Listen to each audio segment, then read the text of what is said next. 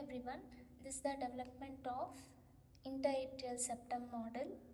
Interatrial septum divides the primitive atrium into right and left atria. It is formed by two septa, septum primum and the septum secundum.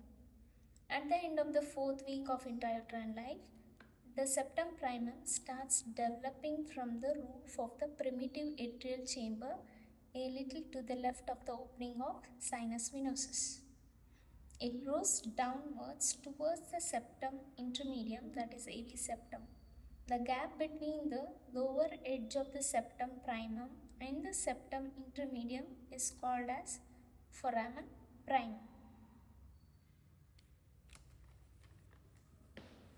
As the septum primum fuses with the AV septum, the upper part of the septum primum breaks down and the foramen thus formed is called as foramen secundum.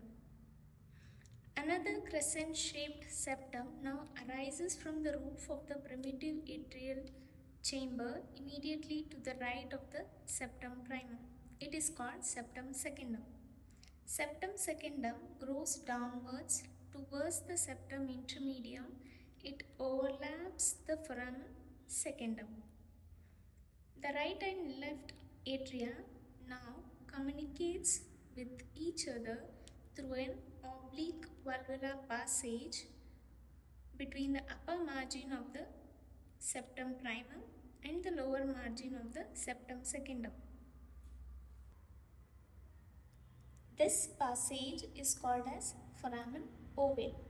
Foramen ovale closes soon after the birth.